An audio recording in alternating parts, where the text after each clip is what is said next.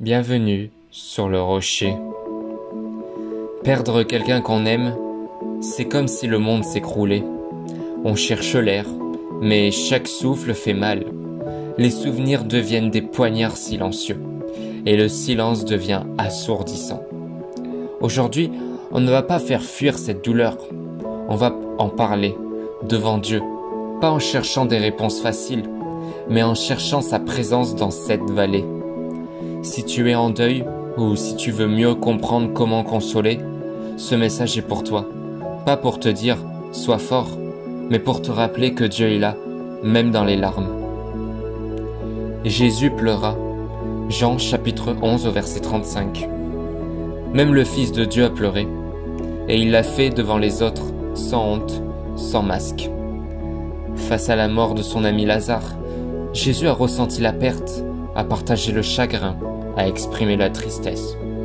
Le deuil, ce n'est pas un manque de foi, c'est une preuve d'amour, une réaction humaine, biblique, légitime. Dieu ne t'invite pas à nier ta souffrance, il t'invite à ne pas la vivre seul. Il ne cherche pas des gens forts, mais des cœurs vrais. Et c'est là, dans cette vulnérabilité, qu'il vient habiter. L'Éternel est près de ceux qui ont le cœur brisé. Psaume 34 au verset 18. Tu ne le vois peut-être pas, tu ne l'entends pas toujours, mais il est là, juste là, au milieu de tes sanglots. Même quand je marche dans la vallée de l'ombre de la mort, je ne crains aucun mal, car tu es avec moi. Psaume 23 au verset 4. Dans la Bible, Dieu ne promet pas une vie sans deuil, mais il promet sa présence fidèle, même dans l'obscurité. Tu n'as pas besoin d'avoir les mots. Tu n'as pas besoin d'aller bien rapidement. Il suffit de lui ouvrir ton cœur, même en miettes.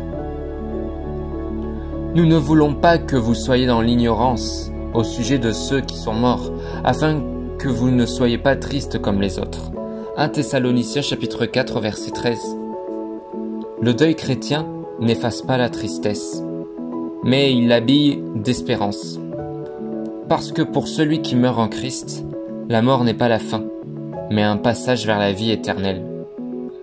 La foi, elle nous dit « Tu as le droit de pleurer, mais sache que ce n'est pas la fin de l'histoire. » Dieu essuiera toutes larmes de leurs yeux. Apocalypse chapitre 21 verset 4. Il y a un jour qui vient où la douleur sera effacée pour toujours. Comment traverser le deuil avec Dieu?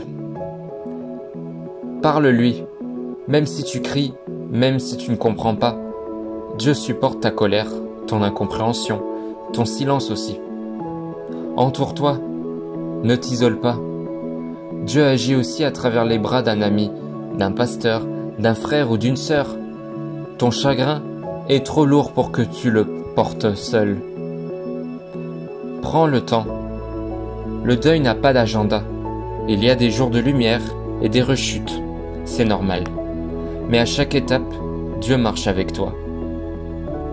Souviens-toi. Parle de cette personne. Ris, pleure, raconte. Ne force pas l'oubli. L'amour continue autrement. Et enfin, laisse Dieu guérir.